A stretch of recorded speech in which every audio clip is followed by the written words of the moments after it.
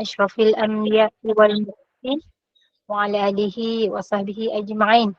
Alhamdulillahilladzi hadana li hadza wa ma kunna linahtadiya laula an hadanallah. Rabbi shrah li sadri wa yassir li amri wahlul 'uqdatam min lisani yafqahu qawli. Rabbi yassir 'alaika yassir wa tammim bil khair. Ahlan wa sahlan yang berbahagia Al-Fadil Ustaz Rushdi Ustaz Rusdi Ramli Al-Jauhari kerana sudi bersama-sama dengan Gemenur Iman dalam tahun baru 2024 ini, Masya Allah. Semoga permulaan tahun baru ini kita betulkan niat kita untuk melakukan apa saja kerana Allah Subhanahu Wa Taala. Yang saya kasihi staf pentadbiran Gemenur Iman yang dipimpin oleh pengerusi Haji Rosdian Binti Mansur, dan tidak lupa untuk bersemua jemaah yang tetap setia dari subuh tadi hingga ke saat ini, Masya Allah. Bagi memohon keberkatan kuliah kita pada pagi tahun baru 2024 ini adalah sama-sama kita membacakan umul kitab yang akan dipimpin oleh Al-Fadil Ustaz untuk kita hadiahkan kepada baginda Rasulullah sallallahu alaihi wasallam, keluarga baginda, para sahabat, para sadiqin, para syuhada, alim ulama, guru-guru kita, adik keluarga kita, serta tidak lupa untuk umat Islam di Gaza, Palestin, juga muslimin dan muslimat sama ada yang masih hidup ataupun yang telah kembali ke rahmatullah. Bismillahil Fatihah. أعوذ بالله من الشيطان الرجيم بسم الله الرحمن الرحيم الحمد لله رب العالمين الرحمن الرحيم مالك يوم الدين إياك نعبد وإياك نستعين اهدنا الصراط المستقيم صراط الذين أنعمت عليهم غير المغضوب عليهم ولا الضالين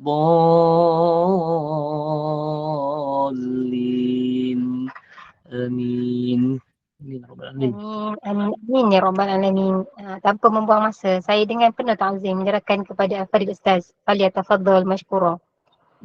Terima kasih Puan Amira. Sampai terlupa nama saya kan, sebab dah 3 minggu. Tak terlupa Ustaz. Tapi sasa, subhanallah. 3 minggu tak bersiaran, terlupa dah. Tak apa, insyaAllah. Okay, Alhamdulillah. Terima kasih. Assalamualaikum warahmatullahi wabarakatuh. Innal hamdalillah nahmaduhu wa nasta'inu wa nastahdihi wa nastaghfiruh wa na'udzu billahi min syururi anfusina wa min sayyiati a'malina may yahdihillahu fala mudilla lahu wa may yudlil falan tajid lahu waliyan mursyida. Qad rabbi shrah li sadri wa yassir li amri wahlul 'uqdatam min lisani yafqahu qawli. Fa amma ba'd. Alhamdulillah kita diberikan kesempatan oleh Allah Subhanahu Wa Taala untuk bertemu pada pagi ini. Minta maaf 3 minggu kita tak dapat bersiaran. Pertama sekali pergi Aceh, yang kedua balik kampung. Balik kampung. Yang ketiga minggu lepas pun tak dapat, masih mood bercuti lagi. Jadi Alhamdulillah hari ini diberikan kesempatan oleh Allah, walaupun hari ini ada cuti, walaupun ada sebahagian negeri tak bercuti, contohnya Kedah, Terengganu, Kelantan, Johor tak bercuti hari ini. Tapi Alhamdulillah dapat juga kita duduk dalam majlis ilmu. Mudah-mudahan duduk kita dalam majlis ilmu ini Allah kira sebagai ibadah yang akan memberatkan neraca timbangan kita, dan seterusnya bila kita bicara tentang biografi agung Rasulullah SAW, mudah-mudahan kita layak untuk beroleh syafaat baginda yang akan menyelamatkan kita semua daripada api neraka Allah Subhanahu Wa Taala, insya-Allah. Amin ya rabbal alamin. Okey. Bawah ni Mawid jemput saya sempena khatam Al-Quran perdana. Lagi teruk nama saya ditulis Ustaz Rushdi bin Al-Jauhari. Ustaz Rushdi bin Al-Jauhari. Sedangkan dia dah minta dah semua tu. Bukan baru pertama kali dijemput. Memang tiap-tiap tahun bila ada majlis khatam Al-Quran perdana, saya lah yang dijemput untuk beri tazkirah. Itu pun tersalah, tapi tak apalah, insya-Allah kan. Okey. Okey, saya nak tanya dulu, kita berhenti itu pada kita dah masuk mujizat belum kan? Dah. Kita masuk kepada muka surat 161 yang saya tanda lah. Terpelihara daripada cubaan bunuh. Sudah jauh dah. Okey, insya-Allah.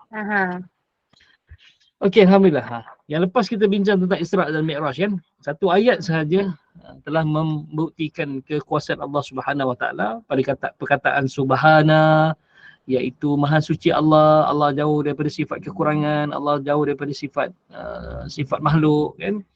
Kemudian Asra maksudnya menjalankan, jadi Allah lah yang menjalankan. Itu Allah gunakan Nabi SAW dengan perkataan bi'abdihi. Sama juga dalam perkataan dalam surah Kahfi ayat pertama, Alhamdulillahilladzi anzala ala abdihi. Sebab selepas ni Nabi akan menceritakan tentang kehebatan Al-Quran. Sedangkan Nabi tak lahir lagi zaman Ashabul Kahfi.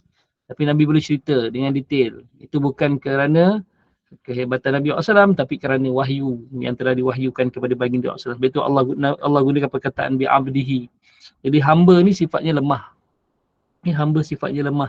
Jadi kalau hamba nak berjalan sendiri tak mampu. Jadi Allah yang menjalankan hambanya. Itu Nabi SAW. Lailan. Kemudian Allah tunjukkan keberkatan pada waktu malam. Malam ni seolah-olah bumi dilipat. Seolah-olah bumi dilipat. Sebab itu perjalanan waktu malam ni kita rasa singkat. Walaupun sebenarnya tak singkat tapi rasa singkat. Okay. Kemudian kita bincang tentang apa? Yang sekarang ni berlakulah. Allazi barakna haulahu. Sekitar Masjidil Haram dan Masjidil Aqsa ini Allah berkati. Termasuklah Gaza, Palestin, termasuklah negara-negara sekitarnya, semuanya Allah berkati.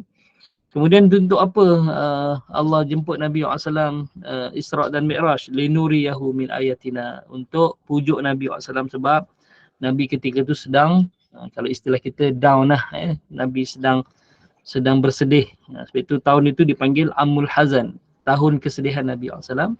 Sebab dua orang yang berjasa pada Nabi, dua orang yang menjaga Nabi SAW, Allah wafatkan ataupun Allah ambil. Iaitu Sayyidatina Khadijah, isteri Nabi SAW. Yang kedua adalah pakcik Nabi, Abu Talib. Pakcik Nabi, Abu Talib. Okey, jadi Allah pujuk Nabi dengan Allah Isra' dan Mi'rajkan Nabi SAW. Okay. Selain daripada itu, untuk menunjukkan kekuasaan Allah Subhanahu Wa Taala. Lepas ni tidak bergantung lagi pada manusia, tetapi hanya bergantung pada Allah Subhanahu Wa Taala. Okey, kita masuk mukjizat yang seterusnya yang disebutkan dalam Al-Quran, iaitu kalau kita rujuk dalam surah Al-Ma'idah kan, ayat 67 itu. Okey. Ya ayyuhar rasul, wahai rasul, balik ma unzila ilaika min rabbik. Sampaikanlah apa yang telah diturunkan. Surat 161. Tak Umi. Okey. Sampaikanlah apa yang telah diturunkan kepada engkau min rabbik, daripada Tuhan engkau. Wa in lam taf'al, yang sekiranya engkau tidak melaksanakan, fama ballagta risalatahu, maka tidak akan sampailah risalah Allah. Okay. Kemudian ni jaminannya, sebab kalau kita rujuk dalam ni, setiap pendakwa ni ataupun dia akan berhadapan dengan ujian, dengan cemuhan, dengan cercaan. Kadang-kadang dia sampai yang dibunuh, sampai disakiti. Jadi Allah kata, wallahu ya'simuka minan nas, dan Allah pelihara engkau daripada manusia. Innallaha la yahdil qaumal kafirin. Sesungguhnya Allah itu tidak akan memberi hidayah kepada kaum yang kafir. Okey. Banyak yang telah diceritakan dalam Al-Quran berkenaan pemeliharaan Allah Subhanahu Wa Taala kepada nabi-nabinya, dan juga kepada Nabi Muhammad sallallahu alaihi wasallam daripada cubaan membunuh. Walaupun ada nabi yang dibunuh oleh Bani Israel. Okay, ada juga nabi yang dipelihara. Okay. Ada yang nabi yang Allah SWT dibunuh. Itu menunjukkan bahawa nabi itu makhluk. Nabi ni manusia biasa. Tapi bukan manusia biasa-biasa. Nanti kita kena tahu. Nabi ni manusia biasa tapi bukan manusia biasa-biasa. Okay. Nabi Yahya contohnya dibunuh dan dipotong badannya, dikerat-kerat badannya kan. Okay. Nabi Isa Allah pelihara walaupun cubaan untuk membunuhnya, tapi Allah angkat dia ke langit. Okay. Dan banyaklah nabi-nabi yang dan nak menunjukkan bahawa betapa jahatnya orang-orang Bani Israel ni, sehingga kan mereka membunuh nabi-nabi yang diutus kepada mereka. bukan orang awamnya. Bani Israel ni Nabi pun dibunuh. Nabi pun dibunuh. Tapi Nabi SAW dipelihara. Jadi ayat ni wallahu ya'simuka minan nas merujuk kepada Nabi Muhammad, iaitu dan Allah pelihara engkau wahai Muhammad daripada kejahatan manusia. Minan nas, minan nas. Okey. Dan ini merupakan satu mukjizat yang telah diturunkan oleh Allah Subhanahu Wa Taala. Pelbagai cubaan dan rancangan untuk membunuh baginda sallallahu alaihi wasallam. Dan akhirnya menemui kegagalan. Walaupun Rasulullah SAW telah dikepung rumahnya pada malam sebelum Rasulullah SAW berhijrah ke Madinah. Kita lihat kan ayat. Saya tertarik kalau tengok video kan, bagaimana pejuang Al-Qassam mereka meletupkan kereta kebal Israel jarak dekat. Bukan adalah yang gunakan mortar ataupun bazooka, tapi ada yang meletupkan dengan meletakkan bom tu betul-betul. Apa ayat yang dibaca? Apa ayat dibaca? Kita mungkin gunakan ayat tu, wa ja'alna min baini aydihim saddan wa min khalfihim saddan fa aghshaynahum fahum la yubsirun, surah Yasin ayat 9. Kita gunakan bila jumpa roadblock je, jumpa polis, tak kena tahan, rotek dah mati dah. Kita baca ayat tu supaya kita lepas daripada tu. Kita mungkin beramal dengan tu. Tapi lihat bagaimana orang-orang Gaza, mereka beramal dengan ayat tu. Mereka meletakkan bom betul-betul di kereta kebal Israel tu. Mereka baca wa ja'alna min baini aydihim saddan, dengan bertinggi keyakinan bahawa Allah akan pelihara dia. Allah, maksudnya tentera Israel tak akan lihat dia. Sebab itu boleh rapat terus dengan kereta kebal tu, bila-bila masa je boleh kita tembak kan. Tapi seolah-olahnya macam tentera Israel tak nampak mereka. Sebab itu keyakinan tinggi mereka dengan wa ja'alna min baini aydihim saddan wa min khalfihim saddan. Kita mungkin beramal nak elak polis je, tapi orang-orang Gaza mereka betul-betul beramal dengan ini. Sebab itu bila kita baca idza jaa nasrullahi wal fath kan, kita hanya mungkin imbau dari sudut tafsir, iaitu kemenangan yang Allah beri pada Nabi SAW kan, dan pembukaan kota Mekah. Kita mungkin baca tu, tapi bagaimana kita lihat satu video kan, bapa tu dia buat video call dengan anak dia, bapa dia sedang berjuang, anak dia di rumah kan. Bila dia ajar baca iza jaa nasrullahi wal fath, tiba-tiba meletup bum. Jadi anak tu takut dan menangis. Bagaimana dia menanamkan iza jaa nasrullahi ni, maksudnya jangan takut. Bila pertolongan Allah tu datang, dia akan pasti datang. Jadi macam mana dia menanamkan ayat Al-Quran tu, bukan sekadar baca. Kalau kita bincang tentang tafsir pun, kita mungkin tentang tafsir bagaimana janji Allah yang pasti Allah akan beri kemenangan kepada Rasulullah SAW dan Islam, membuka kota Mekah. Tetapi mereka bukan sekadar memahami itu, tapi mereka mengamalkan sekarang ayat Quran tu. Mereka mengamalkan ayat Quran tu. Jadi Nabi SAW ketika itu mengamalkan ayat ni. Wa ja'alna min baini aydihim saddan wa min khalfihim. Dan Nabi yakin Allah tolong. Selain daripada Allah, wallahu ya'simuka minan nas. Nabi yakin Allah tolong Nabi SAW. Itu pergantungan yang tidak berbelah bagilah kepada Allah Subhanahu Wa Taala. Tapi dalam masa yang sama pun bukanlah bila yakin Allah tolong kan, kemudian ni sebab kalau Allah nak memudaratkan, kita akan tertimpa mudarat. Allah nak beri manfaat, kita akan dapat manfaat. Itu Allah yang memberi manfaat dan mudarat. Kalau anda kata musuh nak mudaratkan kita, musuh boleh memudaratkan kita dengan izin Allah. Dengan izin Allah. Jadi kat situ juga pergantungan Nabi SAW kepada ayat Allah Subhanahu Wa Taala ataupun sifat Allah yang memudaratkan dan memberi manfaat. Tak ada siapa yang memberi mudarat dan tak ada siapa yang memberi manfaat. Saya teringat satu kisah, ini ditulis dalam satu majalah.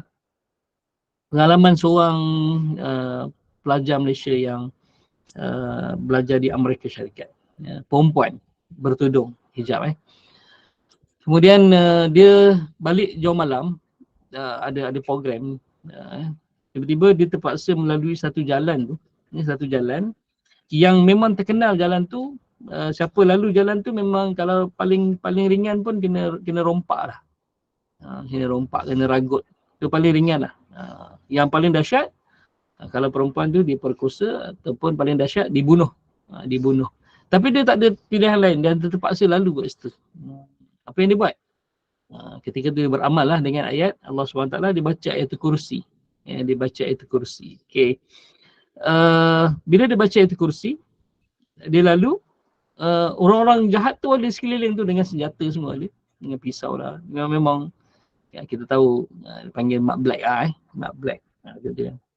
Okay. Memang duduk kat situ. Tapi tak ada seorang pun berani usik dia. Tapi bila besok dia dengar berita, ada seorang wanita dibunuh di situ dan diperkosa, dia tampil untuk jadi saksi lah. Tampil sebab lepas dia lalu tu, tak lama tu ada kes tu berlaku. Jadi selang beberapa minit je lah. Selang beberapa minit je. Jadi dia datang untuk buat kawat cam, nak tengok siapa.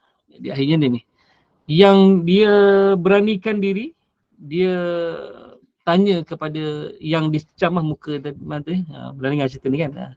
Dia tanya, kenapa masa aku lalu kau tak usik kan, tapi selepas aku lalu kau bunuh yang perempuan ni kan. Dia kata sebab aku lihat malam tu kau bukan jalan seorang, kau bukan berjalan seorang. Kau di belakang kau ada beberapa orang lelaki yang badannya sasa tegak. Sebab itulah kami semua tak berani nak usik. Oh, rupanya itulah keberkatan ayatul kursi. Ada bodyguard daripada para malaikat. Ada bodyguard daripada para malaikat sehingga dia tak diusik. Seketika itu dia beramal lah. Dia beramal dengan tu. Jadi Nabi SAW walaupun Allah dah beri jaminan pada Nabi terpelihara daripada cubaan bunuh, tapi Nabi SAW dalam perang Uhud, kita tahu kan, Nabi pakai baju besi 2 lapis. Nabi baju besi 2 lapis. Kemudian apa lagi? Nabi hijrah, Nabi secara sembunyi-sembunyi. Nabi sembunyi-sembunyi. Tak macam Sayyidina Umar Al-Khattab. Umar pagi-pagi, pagi dia keluar. Dia selempang busur panahnya. Lepas tu dia tawaf dekat Kaabah 7 pusingan. Dan dia beri ancaman kepada orang-orang Quraisy, siapa yang nak halang aku hijrah, silakan. Kalau nak isterinya jadi janda, dia kata, anaknya jadi yatim, halanglah aku hijrah. Tak ada siapa berani halang Sayyidina Umar hijrah. Tapi Sayyidina Umar akhirnya dibunuh juga kan. Ada seorang lelaki, orang Yahudi, Abu Lu'lu'ah nama dia. Abu Lu'lu'ah. Yang membunuh Sayyidina Umar Al-Khattab ketika solat subuh. Jadi Sayyidina Umar pun dibunuh kan. Jadi tu, walaupun Nabi SAW telah diberikan jaminan oleh Allah, tapi Nabi ni bukan wala tulku bi aidikum ila tahlukah. Jangan campakkan diri kamu kepada kebinasaan. Jadi kita Allah, kalau Allah nak kita boleh mendarat, pergi je lah. Tak boleh. Jadi kita kena bergantung pada Allah SWT. Ini tujuannya. Okey. Jadi dalam kalau kita lihat Allahu ya'simuka minan nas, macam bertentangan dengan muka surat yang sebelum ni kita bincang tentang Nabi ni ada bodyguard. Nabi ada bodyguard. Siapa bodyguard Nabi SAW? Pengawal Rasulullah SAW, surat 133. Sa'ad bin Mu'az menjaga Rasulullah SAW dalam perang Badar. Muhammad bin Salamah menjaga Nabi SAW dalam perang Uhud. Zubair bin Awam menjaga Rasulullah SAW ketika perang Khandaq. Ibad bin Bashar menjaga Rasulullah SAW dalam peperangan seluruhnya. Jadi Nabi ada pengawal-pengawal. Tapi pengawal ni bukanlah yang dilantik oleh Nabi SAW untuk mengawal Nabi. Ini adalah orang-orang yang, begitu kita bincang tentang khadam, pembantu kan. Khadam ni maksudnya khidmah, orang yang suka rela. Tak dilantik pun, okey engkau jaga aku untuk ni, engkau jadi bodyguard aku, engkau jadi, tak ada. Maksudnya semua ni adalah yang biasa jaga Nabi SAW dalam peperangan-peperangan yang banyak berlaku. Jadi mereka ni suka rela. Nabi kata suruh tidur tak apa. Tidur, jangan tak payah jaga, tidur. Tapi sahabat ni dia takkan tidur selagi mana maksudnya Nabi SAW ni selamat. Jadi mereka akan berjaga Sebab itu bukan Nabi melantik ataupun Nabi mengambil beberapa sahabat untuk menjadi bodyguard Nabi SAW. Tapi para sahabat sendiri yang sukarela untuk berjaga dan menjaga keselamatan Nabi SAW. Okay? Kalau kita lihat dalam peperangan, apa saya lupa. Peperangan Sawit ke peperangan apa ya? Allahumma salli ketika tu hujan lebat. Jadi Nabi tanggalkan semua pedang-pedangnya. Kalau perang ni, pedang ni tak boleh tanggal daripada pinggang ni. Jadi Nabi tanggal pedang, Nabi gantung di tali kemah. Tali kemah. Dan Nabi berbaring di bawah satu pohon. Tiba-tiba datang panglima tentera Rom kan ketika tu. Yang letak pedang di leher Nabi SAW. Dia kata, siapa nak jaga kau wahai Muhammad? Siapa nak selamatkan kau wahai Muhammad sekarang? Dia kata, Allah. Mungkin letak tangan dia jatuh kan. Pedang tu. Dan dia ambil pedang tu dan letak balik kat leher Panglima Rom tu. Siapa nak selamatkan kau sekarang? Dia kata tak ada lain melainkan engkau wahai Muhammad. Dia kata pergilah, baliklah kamu, Allah telah memelihara kamu. Jadi akhirnya baliklah tentera Rom ni, tak jadi perang Nabi SAW. Sebab itu kalau kita lihat dalam peristiwa ni pun Allah pelihara Nabi. Walaupun sahabat-sahabat tak perlu jaga Nabi, tapi inilah sahabat sayang pada Nabi SAW. Okey. Bawah tu, di dalam peristiwa pengepungan rumah baginda Rasulullah SAW, secara logiknya, dari logik akalnya memang Rasulullah SAW akan dibunuh pada hari tersebut. Namun dengan bantuan dan pemeliharaan Allah Subhanahu Wa Taala, Rasulullah SAW berjaya keluar dari rumahnya dengan selamat, hanya membaca doa ataupun membaca sepotong ayat daripada surah Yasin, bagaimana ayat yang saya baca tadilah. Lalu semua orang kafir Quraisy terlena. Okay. Begitu juga dalam peristiwa Suraqah yang berjaya menjejaki Nabi SAW, tempat persembunyian Nabi SAW. Okay. Akhirnya Suraqah masuk Islam kan.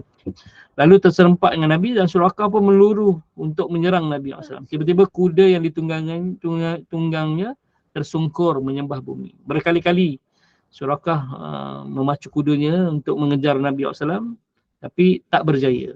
Akhirnya Suraqah meminta kepada Nabi SAW untuk tidak diapa-apakan dan berjanji tidak akan mengapa-apakan Rasulullah SAW, dan Rasulullah pun berjanji akan menyerahkan gelang Raja Kisra kepadanya. Tetapi tidak berlaku pada zaman Nabi SAW, berlaku pada zaman Sayyidina Umar Al-Khattab. Surah Yasin tu ayat berapa? Ayat 9. Okay. Okay. Terima kasih. Okay, insyaAllah. Itu berlaku pada zaman Sayyidina Umar Al-Khattab. Okay. Dalam peperangan Al-Qadisiyah. Al-Qadisiyah. Bila tentera Islam berjaya mengalahkan Parsi. Parsi, Kisra ni Raja Parsi. Okay. Jadi bila jatuhnya, terus Sayyidina Umar ambil gelang tu. Dia bukan gelang tangan tau. Dia macam tongkat bulat tu lah. Selalu pegang macam tu. Tongkat tu. Tapi tongkat tak panjang. Kalau tongkat panjang kan. Dia macam kalau raja ni kita keris mungkin kan. Dia ada simbol lah. Simbol kekuasaan dia. Simbol kekuasaan dia. Kalau Ustaz tak cakap ni saya fikir gelang Ustaz. Memang pun dipanggil gelang tapi bukan gelang tangan tu. Dia bukan gelang tangan. Dia macam satu benda yang dia pegang. Dia lengkung bulat je. Lengkung bulat je tu macam tu. Jadi dia pegang tu sebagai tanda kekuasaan dia. Kalau kita Raja-Raja Melayu, tanda kekuasaan kita adalah keris tu. Jadi memang keris khusus tu, bukan keris yang biasa-biasa. Keris khusus yang bukan yang biasa-biasa. Okay. Jadi Allah SWT macam tu lah. Kalau Fir'aun dia punya tanda kekuasaan dia apa? Fir'aun tanda kekuasaan dia cincin. Cincin besar kat jari tengah. Itu orang lelaki makro pakai cincin pada jari tengah. Orang perempuan tak apa sebab Fir'aun dia lelaki. Lelaki-lelaki tu tak boleh pakai cincin pada dua jari ni. Yang pertama, yang jari tengah ni sebab ini kesukaan Fir'aun. Sebab simbol kekuasaan dia cincin dia besar kat jari tengah ni. Yang satu, yang jari telunjuk ni simbol homoseksual kaum Nabi Lut AS. Jadi pakai cincin pada jari telunjuk dengan jari tengah ni makruh, lelaki makruh Okay. Tapi perempuan tak apa sebab perempuan ni dia Dia bukan apa sebab Firaun dia lelaki dan homoseksual kaum Nabi Lut adalah lelaki juga. Jadi perempuan boleh pakai semuanya. Cuma jangan pakai cincin dekat jari kaki dah lah. Dia. Itu walaupun tak ada hukum tapi tasyabbah kan. Tasyabuh dengan agama yang lain hukumnya haram lah. Hukumnya haram. Okay, satu. Yang kedua, tak sempurna. Mana ada orang pakai cincin kat jari kaki. Jadi dua sebab tak sempurna. Okay. Tasyabuh tak boleh. Okay. Dah kaya sangat pun tak boleh letak kat mana. Boleh tak satu jari pakai dua cincin? Boleh, tak masalah. Tapi bila dah sampai uruf kena bayar zakat, bayar zakat lah. Sebab lebih daripada uruf yang dibenar yang dikenakan zakat. Okay, insyaAllah. Tu. Okay. Kita lihat juga peristiwa Allahumma salli alaihi wasallam. Sayyidina Ali yang Nabi suruh gantikan tempat tidur Nabi SAW. Dia ada dua sebab. Pertama adalah untuk mengelirukan musuh bahawa Nabi SAW masih lagi ada dalam rumah tu, kan? Jadi mereka tunggu sampai benar-benar Nabi ni tidur, lena, barulah mereka nak bunuh. Mereka nak bunuh. Okay. Jadi strategi yang Nabi SAW lantik atau meminta kepada Sayyidina Ali tu adalah strategi. Kalau Nabi SAW berpegang, baca waja'alna mimman yakin bahawa ni, kemudian Allahu ya'simuka minan nas, tanpa Nabi berusaha terlebih dahulu, kan, kan, sebelum bertawakal, pasti Nabi tak akan panggil Sayyidina Ali untuk gantikan tempat tidur Nabi SAW. Itulah disebut tentang tu. Jadi kita bila faham tentang ayat ni, Allah pelihara kita, apa nak jadi, jadilah. Kan? Tak boleh. Kena tahan polis. Kenapa tak pakai helmet? Contohnya kan. Kita kata, Allahumma salli alaihi wasallam. Kita kata, kalau Allah nak mudaratkan, mudarat. Yang Allah tak mudarat, pakai helmet pun boleh, pecah kepala, kita kata kan. Tak boleh. Itu kita campakkan diri kita kepada kebinasaan, tak boleh. Wa la tulqu bi aidikum ila tahluka, kan. Itu disebut tentang tu, insya-Allah. Okey. Okey, selesai. Kita masuk dalam bab yang dalam tajuk seterusnya adalah bantuan kekuatan daripada para malaikat. Allah Subhanahu Wa Taala membantu Rasulnya dengan mengirimkan sejumlah para malaikat yang ramai untuk membantu di dalam peperangannya. Ini memberikan satu infak yang terbesar. Dia bukan infak, impak. Kat sini infaknya tulisannya. Impak sebenarnya. Bukan F. Dia P. Tapi macam ni.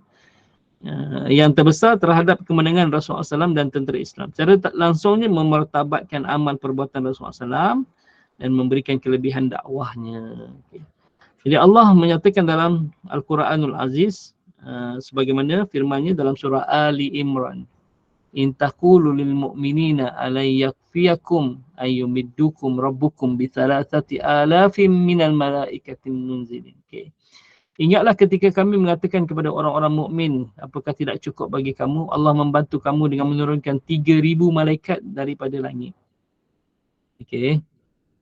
Begitu dalam perang Badar, kan, kita walaupun tentera Islam 313 orang, tentera Islam 313 orang, tapi Nabi dibantu dengan malaikat. Riwayat kata 1,000 malaikat. Tapi dalam ayat ni 3,000 malaikat yang diturunkan secara bergilir-gilir. Maksudnya turun 1,000, kemudian turun lagi 1,000, turun lagi 1,000. Berarti kalau ikutnya time tu 3,000 lawan 1,000. 3,313 lawan 1,000 tentera. 1,000 tentera musyrikin Quraisy dalam peperangan Badar. Dalam peperangan Badar. Okey. Jadi kalau pengalaman saya pergi ke Badar kan, masya-Allah. Selama ni mungkin kita kalau travel tu dia bawa kita di sebalik bukit sana tau. Dia lembah Badar macam ni, lembah Badar, lepas tu ada bukit sini ni. Di bukit. Okey. Jadi kebanyakan mutawif ni dia bawa ke seberang bukit sebelah sini. Seberang bukit sebelah sini. Jadi Allah SWT sedangkan malaikat para malaikat tu turun di balik bukit tu, di balik bukit tu. Kita orang pun ialah ni kelebihan dah pergi dengan Habib-habib ya, pergi dengan ustaz-ustaz yang ni memang buat kajian tentang tu. Dan kebetulan imam imam masjid masjid dekat Badar tu, apa nama masjid Allah lupa dah nama masjid. Imam masjid tu dia datang sebab dia kenal yang seorang Habib ya. Dia kata dia pernah bermimpi bahawa malaikat tu turun dekat sini, bukan dekat sebalik bukit tu. Dan diceritakan tentang dia kadang-kadang masih terdengar lagi bunyi pedang dengan pedang belaga, ting ting ting ke kawasan tu. Itu kelebihan yang Allah beri pada dia lah. Allah beri kelebihan pada tu. Jadi dia kata bukan sebelah bukit sana. Memang kebanyakan kalau jemaah umrah ke haji ke, mereka akan pergi sebelah bukit sana. Tapi hakikatnya yang dia mimpi dapat petunjuk di sebelah bukit sini. Jadi kita orang pergi sebelah bukit sini. Dia ada rasa lain. Rohnya tu macam bila pijak je pasir tu rasa macam ya Allah tenangnya dan terus mengalir air mata. Berbanding kalau pergi yang sebelah sana. Di sebelah sana tu okey maksudnya, tapi dia tak ada rasa. Jadi sebab itu kami pergi yang sebelah sinilah. Dipanggil Bukit Malaikat, Jabal Malaikah. Memang rasa. Lepas tu pasirnya pun berbeza. Pasirnya berbeza. Halus je. Pasirnya sangat halus je. Okay. Yang lepas tu dia punya pasir tu padang pasir sama warna dia, tapi pasir ni macam dia cerah sikit. Cerah sikit berbanding pasir-pasir tempat lain lah. Kan. Jadi Allahumma salli, bunyi pedang tu masih berjalan. Maksudnya bukan masih lagi perang dah, tak ada dah, tentera Quraisy dah habis dah semua. Kan, tapi dia dengar lagi bunyi. Pedang dengan pedang belaga. Ding ding ding, maksudnya nak beritahu tempat tu dia mungkin bukan semua orang boleh dengar lah. Saya pergi sana pun tak dengar lah kan. Dia orang-orang tertentu dapat dengar lagi macam macam berlaku lagi peperangan kat sana, tapi sebenarnya hakikatnya tak berlaku. Cuma benda tu jadi tempat sejarah dan Badar tu jadi saksi. Jadi saksi kepada Islam. Saksi. Kalau kita lihat dalam Perang Badar ni, kita tahu Perang Badar ni berlaku kerana apa? Kerana tentera Islam ataupun orang-orang Islam nak mengambil hak mereka, iaitu barang-barang yang diniagakan oleh orang-orang Quraisy ke Syam yang membawa pulangan keuntungan yang banyak. Jadi mereka nak ambil hak mereka semula. Kita tahu itu. Tapi sebenarnya Perang Badar ni kalau kita rujuk dalam surah Yasin kan, laqad haqqal qawlu ala aktsarihim kan. Maka benarlah janji Allah tu, maksudnya di bawah ilmu Allah, pembesar-pembesar Quraisy ni macam Abu Jahal dan seumpamanya tu yang mati dalam peperangan Badar tu, memang Allah tahu bahawa Abu Jahal dan beberapa pemimpin tertinggi Quraisy Mekah ni memang tidak akan beriman sampai dia mati, sampai dia meninggal dunia. Jadi Allah kumpulkan mereka dalam perang Badar tu. Jadi semua datang pergi perang Badar dan Allah bunuh mereka, ataupun mereka dibunuh oleh tentera Islam dalam perang Badar. Kan? Jadi rupanya perang Badar ni bukan sekadar nak ambil harta yang hasil keuntungan, tetapi perang Badar ni dia Allah nak habiskan semua pemimpin-pemimpin Quraisy yang memang dah bawa ilmu Allah, mereka tak akan beriman. Okey, satu. Yang kedua, kalau kita lihat Badar ni dia adalah apa kita panggil permulaan, ataupun bukan permulaan, dia macam inilah pertama dan last. Betul Allah, Nabi doa, kalau kamu tidak menangkan kami wahai Allah dalam peperangan ini, nescaya tidak akan ada lagi orang yang menyebut namamu di atas muka bumi ini. Jadi kalau dalam perang Badar kalah, okey, tak ada lagi Islam. Tak ada lagi Islam atas muka bumi. Takkan ada lagi orang yang menyebut nama Allah, sebab semua akan mati dalam perang Badar. Yalah, 313 lawan 1000 orang. Berarti 3 orang tentera musyrikin Quraisy bunuh seorang tentera Islam. Bunuh seorang orang Islam. Jadi kalau kalah dalam perang tu memang habislah. Memang Islam pun akan habislah. Sebab itu Nabi doa tinggi tangannya. Sampai jatuh ridak Nabi SAW. Ya, Nabi doa, ya Allah, kalau kamu tidak memberikan kemenangan kepada kami pada hari ini, kan, saya tidak akan ada lagi orang yang akan menyebut namamu di atas muka bumi ini. Jadi sebab itu perang Badar ni besar. Sebab itu Allah turunkan malaikat untuk bantu Nabi SAW dalam perang Badar. Okay. Mengikut kata ni, yang imam ni, ketika tu bila tentera musyrikin ni dia, tentera Islam ni nampaklah musuh ni memang ada peluang nak bunuh dah ni, nak pancung kepala dia. Dia baru nak letak je, kepala dah hilang dah. Macam tu. Dia baru nak letak, kepala dah hilang dah. Dia pun tak tahu siapa yang ni. Siapa yang tetap. Tiba-tiba, kepala dah hilang dah. Jadi, bila dikumpulkan semua orang-orang kafir Quraisy yang terkorban dalam perang Badar ni, ketika itu baru tentera Islam dapat tahu bahawa mereka ni dibantu oleh para malaikat. Tandanya apa? Tandanya yang dibunuh oleh malaikat, dia ada kesan terbakar pada lukanya, pada tetakannya. Dan kalau dibunuh oleh manusia, dia tak ada kesan terbakar. Betul lah, maksudnya kesan terbakar itu adalah cahaya. Cahaya kan? Cahaya. Jadi cahaya itu adalah malaikat. Yang malaikat diciptakan daripada cahaya. Jadi yang dibunuh oleh malaikat ada kesan terbakar pada lukanya. Tapi yang dibunuh oleh manusia tentera Islam, dia tak ada kesan terbakar. Jadi itulah pertolongan Allah. Jadi Allah turunkan malaikat untuk membantu Nabi SAW dalam banyak peperangan lah. Yang terutamanya dalam peperangan Badar. Terutamanya dalam peperangan Badar.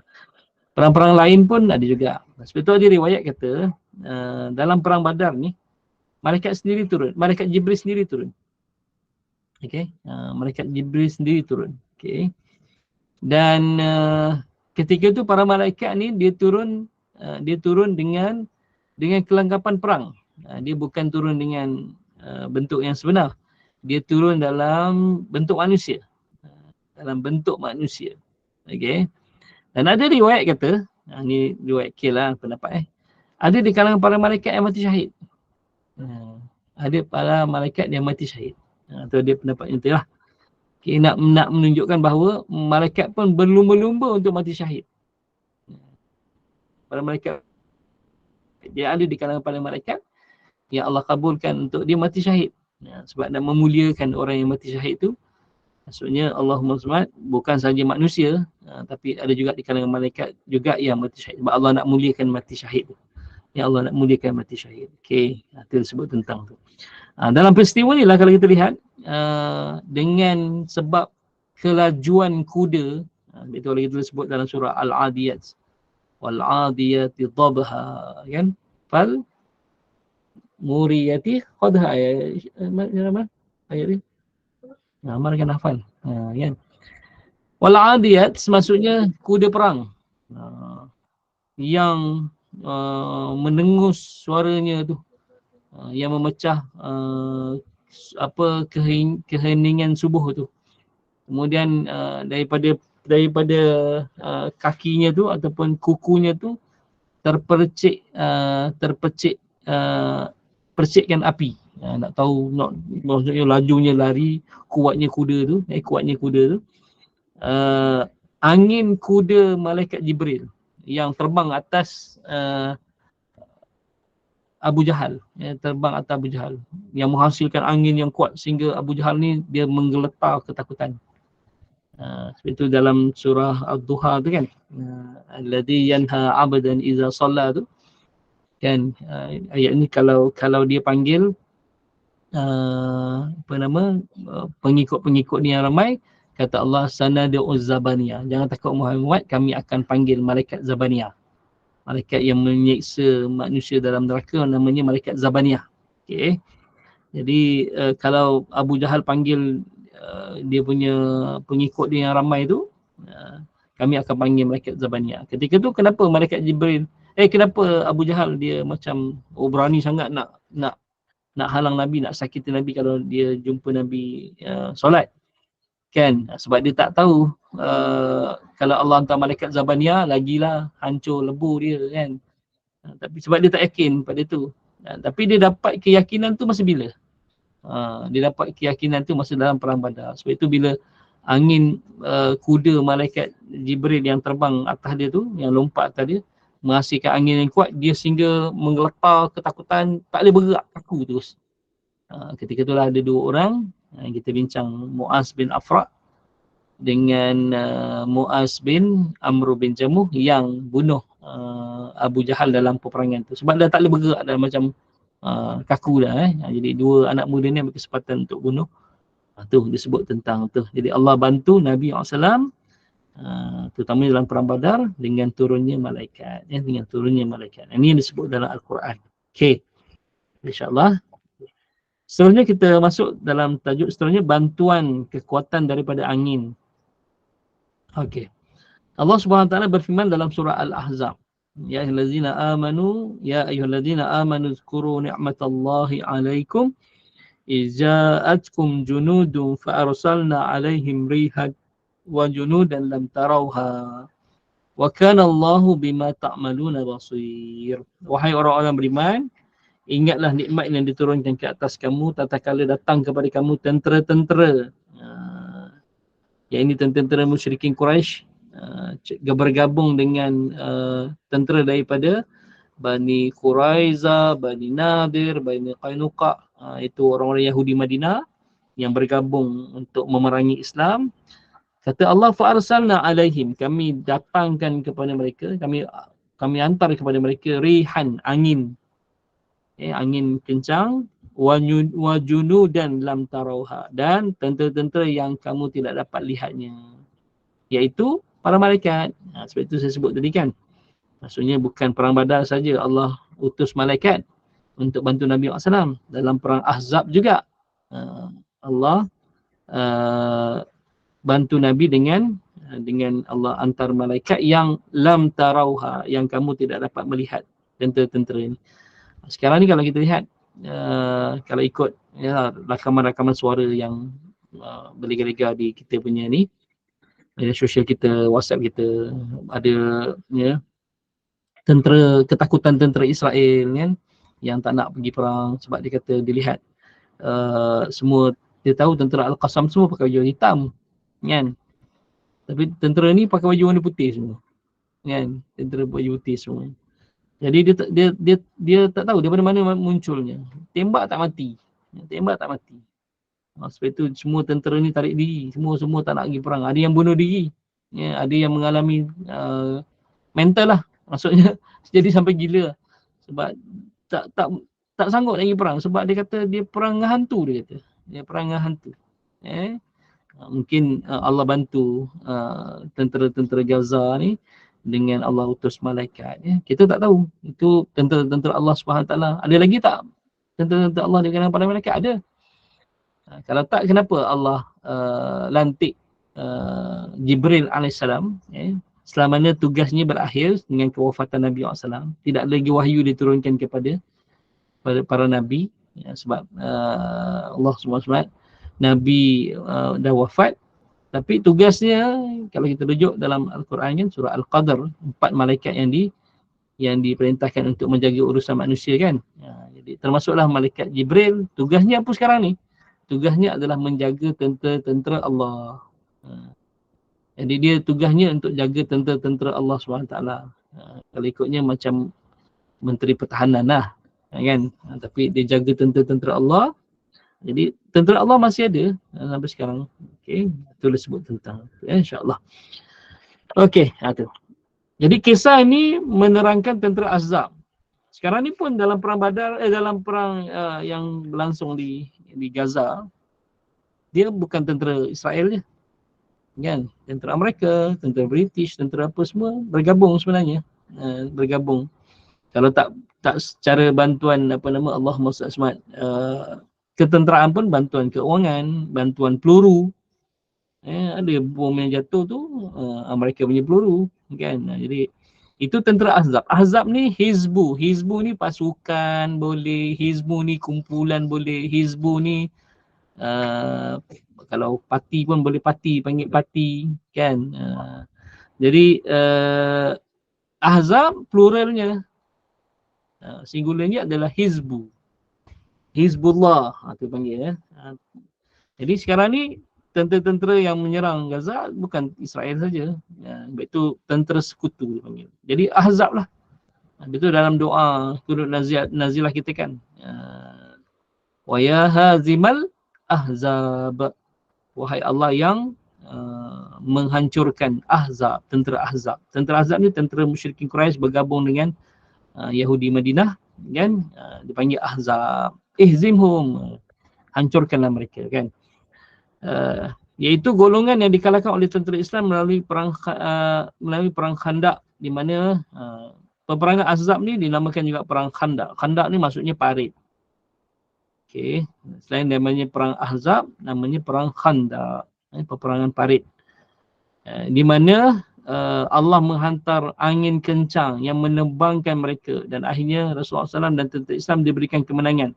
Walaupun tentera Islam ketika itu terlalu sedikit. Ketika ini tentera Islam 3,000 orang.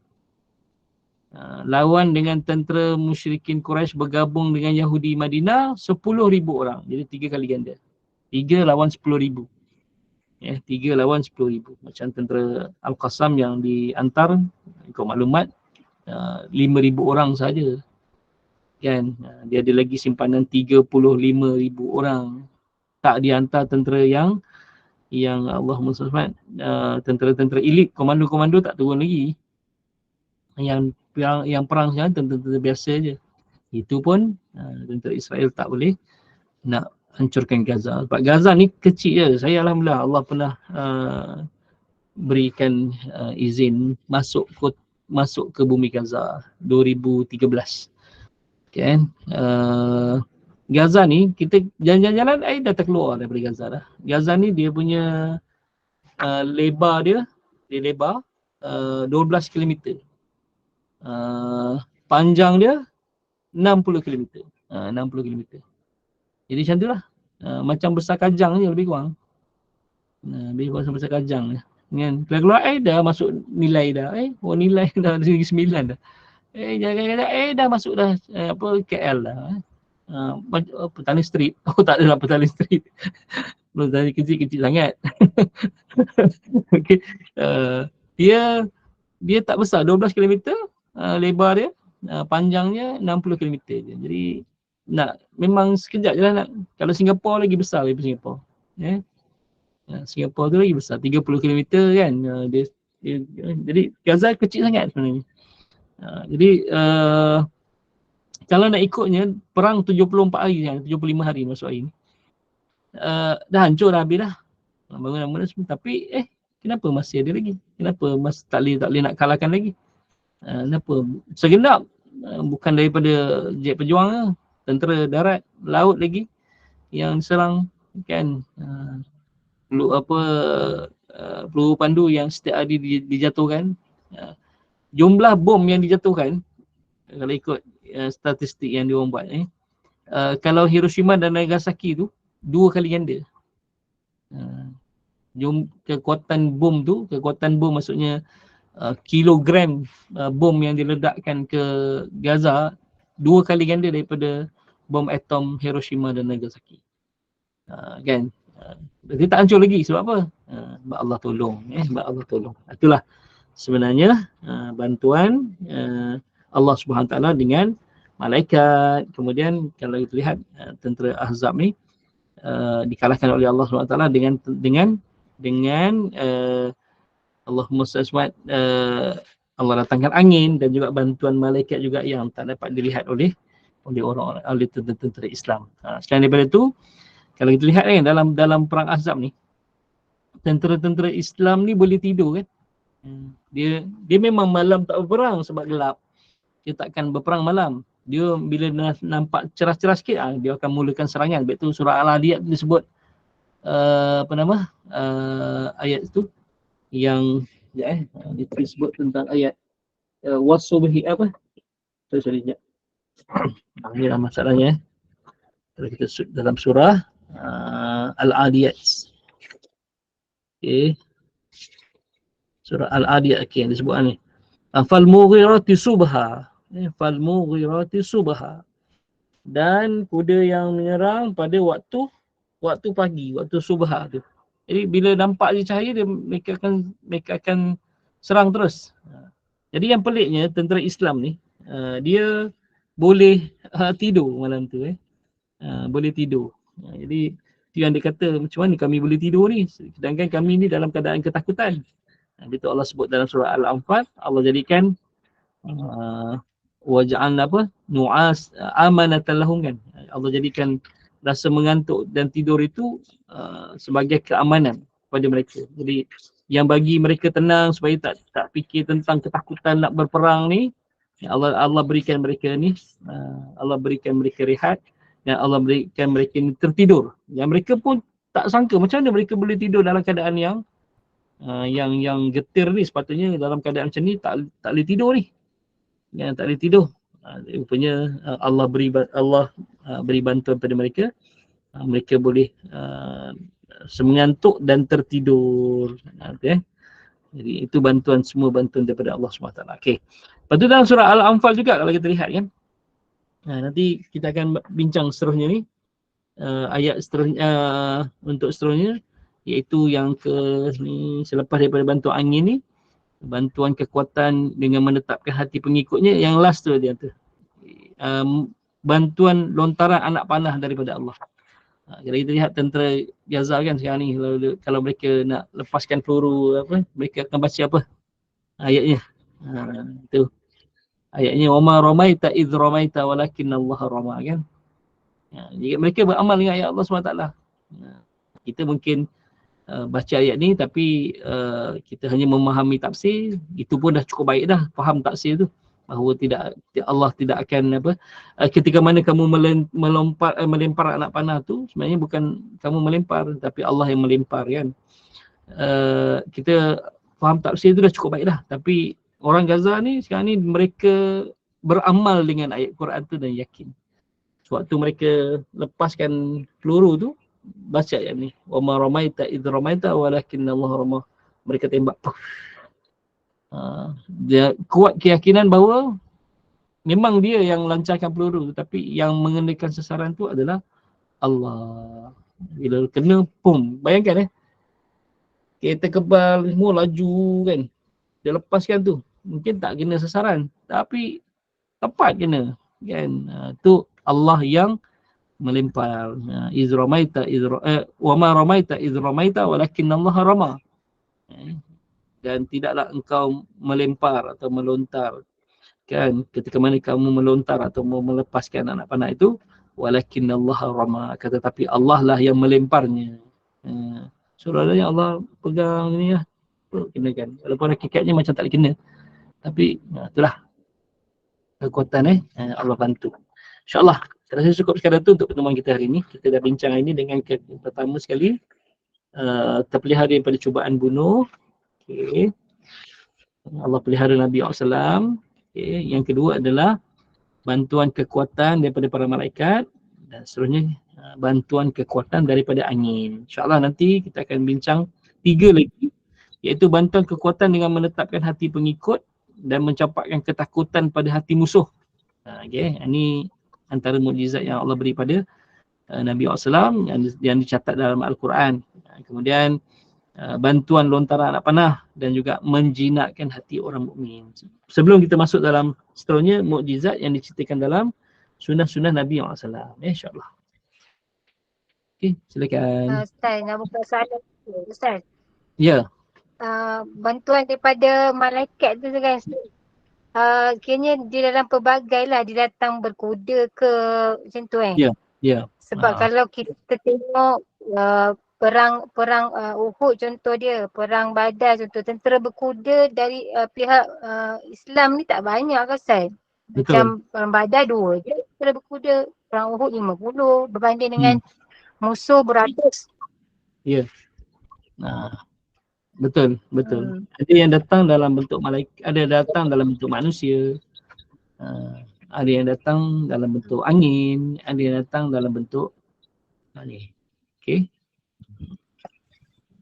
InsyaAllah. Ustaz ada kelas ke depan ni. Buka soalan. Okey, Dia nak boleh. tanya tu Ustaz. Silakan. Ustaz, saya rasakan Ustaz, Ya. perang Gaza ni Ustaz, lebih hebat daripada perang Badar lah Ustaz.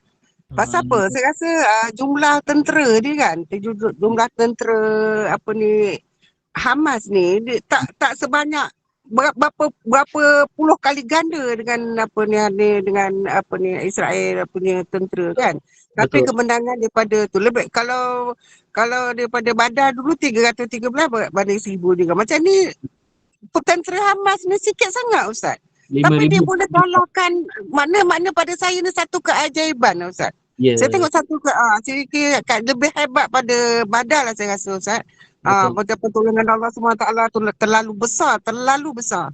Pada awal tu tak ada bantuan daripada siapa, dia boleh kalahkan kan Ustaz kan. Itu saya macam keimanan kita ni perlu tegur lah, macam kita boleh contohi dia orang lah Ustaz, macam keimanan dia apa semua pergantungan 100% pada Allah SWT. Itu yang saya dapat iktibar tu Ustaz. Macam tu kan. Masih insyaAllah. Itulah betul. Nak cakap lebih besar tu mungkin dari sudut jumlah tu ataupun dengan ni memang sekarang lebih besar lah berbanding 313. Okey, tapi apa yang saya dapat ambil kan bila saya tengok peperangan ni, kenapa Allah tak jaga Gaza Gaza ni kau orang beriman apa Islam kan. Allah nak tunjuk kat kita dulu perang Islam dulu Allah nak jaga agama Allah, Rasulullah berperang. Kita mungkin hanya tahu dalam buku-buku sejarah ataupun percintaan ataupun ceramah-ceramah tazkirah, tapi tak ada yang kita berlaku pada zaman kita. Tapi bila berlaku Gaza ni, itulah sebenarnya contoh yang berlaku pada zaman Nabi SAW, dengan bantuan macam mana malaikat, dengan kemenangan yang Allah kata kam min fi'atin qalilatin ghalabat fi'atan katsiratan biiznillah. Berapa ramai golongan yang sedikit dapat mengalahkan golongan yang banyak dengan izin Allah Subhanahu Wa Taala. Kan itu kan kisah dalam peperangan Ain Jalut. Tentera musyrikin ramai, ratus ribu. Tentera Talut termasuklah Nabi Daud kat dalam tu, daripada 80,000 orang tu kan Allah uji dia dengan sebatang sungai. Jadi mereka berjalan, kepanasan tak ada ni, tiba-tiba jumpa sebatang sungai, jadi semua minum air tu. Dan tiba-tiba Allah kata yang minum sampai kenyang yang banyak ni tak boleh ikut perang. Yang minum seteguk je sekadar hilangkan basahkan tekak, itu saja dia bawa perang. Tahu tak, daripada 80,000 orang tu 76,000 orang minum sepuas-puasnya. 4,000 je yang tak minum, yang sekadar seteguk je. Jadi di bawah perang 4,000 menang. Itu datang ayat tu, kami fi'atin qalilatin ghalabat fi'atan katsiratan biiznillah. Jadi semua tu sebenarnya Allah nak tunjuk kat kita bagaimana dulu berlakunya peperangan zaman Nabi SAW, bagaimana dahsyatnya Islam ni diserang oleh musuh-musuh Allah. Jadi kita lihat satu, yang kedua, Allahumma SWT, kita nak tahu, nak tunjuk bagaimana orang-orang Bani Israel bagaimana degilnya, jahatnya mereka kan, jahatnya mereka. Itulah Allah nak tunjuk kat kita semua tu tertulis dalam Al-Quran dah. Cuma Allah datangkan pada kita bukti depan mata tengok. InsyaAllah. Assalamualaikum Ustaz. Ya, silakan. Nak tanya, surah Yasin yang ayat 9 tadi tu sesuai untuk digunakan waktu bila lagi Ustaz? Selain daripada yang Ustaz mention tadi. Kasih. Nak tinggalkan rumah, nak balik kampung, nak harap Pak Gad nak jaga rumah banyak kan, dah hantar polis alamat rumah kan, kita nak balik kampung sampai bila kan.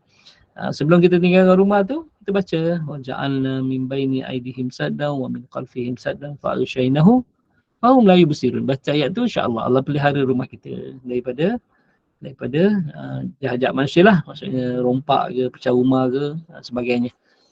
Tu boleh juga ayat tu sebenarnya. Okey, insya-Allah. Terima kasih. Ustaz. Ya. Kita ni. Ustaz. Silakan.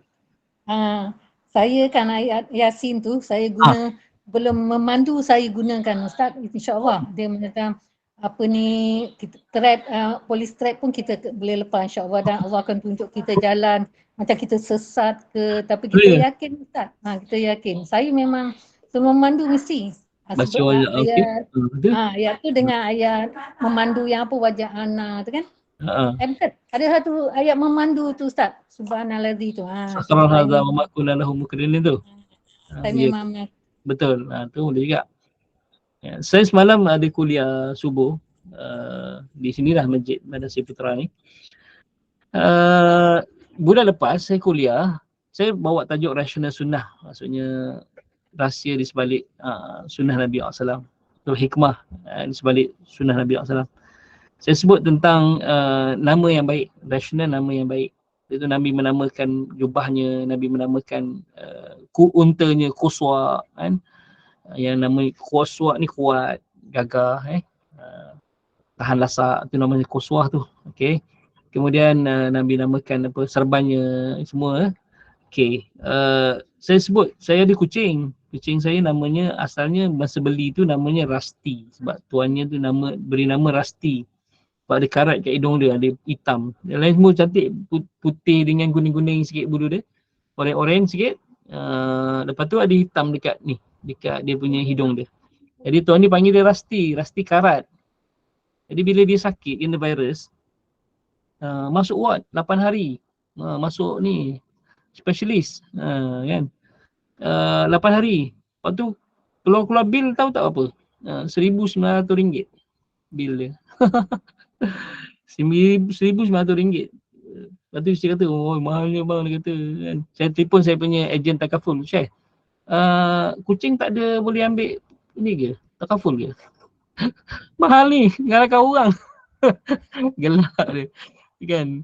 Jadi bila Maintenance tinggi kan? macam mana? Maintenance tinggi. RM1,900 saya cakap isteri, tak apalah kita bayar je lah kan. Bayarlah RM1,900. Lepas tu tukar nama lah. RM1,900 ni, oi. Tukar nama daripada Rusty kepada Rizki. Supaya dia nanti bawa rezeki pada kita. Dia panggil Rizki. Dia tak panggil Rusty dah. Panggil Rizki. Alhamdulillah. Sejak daripada tu tak pernah masuk hospital, tak pernah sakit. Kalau sakit pun, yalah, kalau masuk ni, biasalah vaksin dan semua banyak lah. Dia tak adalah sampai masuk hospital ke klinik, hantar pergi klinik pun tak ada. Dia macam kuat. Lepas tu, bila saya kuliah tu, ada seorang ni, saya jumpa saya semalam. Dia kata, Ustaz, kereta saya ni, tak tahu dah Ustaz, dah hantar kat bengkel semua tak jumpa masalah ni. Dia, lantai dia sentiasa macam ada air. Macam ada air je. Macam ada bocor, tapi tak jumpa bocor. Ada air kan. Lepas tu, saya teringat yang kuliah Ustaz bulan lepas. Saya nak bagi nama dia Rahmat lah. Dia bagi nama kereta dia Rahmat. Kalau dia kata, isteri tanya, bang kita nak kereta apa ni? Bawa Rahmat lah. Dia bawa Rahmat. Dia kata, sejak saya tukar nama dia Rahmat, tak bocor, tak basah lah lantai dia. Sampai sekarang. Dia tak tahu lah daripada mana bocor tu, masuk air mana. Dia kata sampai sekarang, keberkatan Zat nama. Rupanya kita bukan beri nama manusia je. Sebab itu beri nama manusia dengan nama yang baik tu untuk doa, untuk keberkatan dia kan. Tapi rupanya mujarab juga. Ada juga orang ambil ilmu daripada apa yang saya cakap tu dan dia beramal dengan ilmu tu. Dia kata memang ajab lah Zat. Memang saya sekarang panggil nama dia Rahmat. Rahmat. Maknanya panggilan tu penting kat Ustaz. Macam satu doa. Ya, doa. Betul. Boleh letak nama kereta lah sekarang ni. InsyaAllah. Saya pun nak letak nama kereta. Letak nama kereta.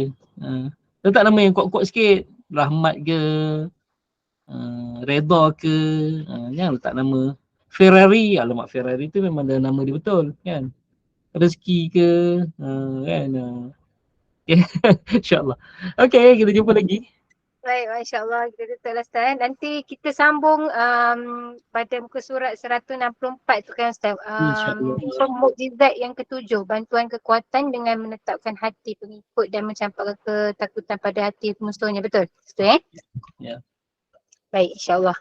Baik, alhamdulillah, barakallahu fiik, jazakumullah khairan jazak Ustaz di atas kongsian hari ini, pencerahan hari ini, masya-Allah. Banyak kita dapat ilmu di tahun baru ini. Mudah-mudahan bertambah kefahaman kita, bertambah kecintaan kita kepada baginda Rasulullah sallallahu alaihi wasallam. Ustaz, saya buat satu bahan kuliah kita pada petang ini insya-Allah. Silakan. Sebelum tu kita ada kuliah hafazan, hafazan 1 bersama dengan Al-Fadilah Ustazah Helen Sukma Indah pada pukul 10.30. Ini khaslah untuk yang masuk hafazan. Dan ke kuliah asal kita hari ini bersama dengan Al-Fadil Ustaz Idin Aminin bin Muhammad Saleh pada pukul 5.15 petang insya-Allah. Jadi teruskanlah bersama-sama dengan Gemul Iman. Jadi saya mewakili Gemul Iman memohon maaf sekiranya ada sebarang kekurangan dan kesilapan. Yang baik itu datang daripada Allah, yang tidak baik dan kelemahan itu daripada kami sendiri. Kita tangguh kuliah kita. Mohon sekali lagi Al-Fadil Ustaz untuk membacakan tasbih kafarah dan surah Al-As. Saya sudahi dengan wabillahi taufiq wa hidayah. Wassalamualaikum warahmatullahi wabarakatuh. Waalaikumsalam warahmatullahi wabarakatuh. Subhanakallah bihamdika nasyhadu an la ilaha illa anta wa nastaghfiruka wa natubu ilaik. Bismillahirrahmanirrahim. Wal 'asr innal insana lafi khusr illa alladziina aamanu wa 'amilus shalihaati wa tawassaw bil haqqi wa tawassaw bis sabr. Qul qali hadza wa astaghfirullah lakum. Assalamualaikum warahmatullahi wabarakatuh. Jumpa lagi.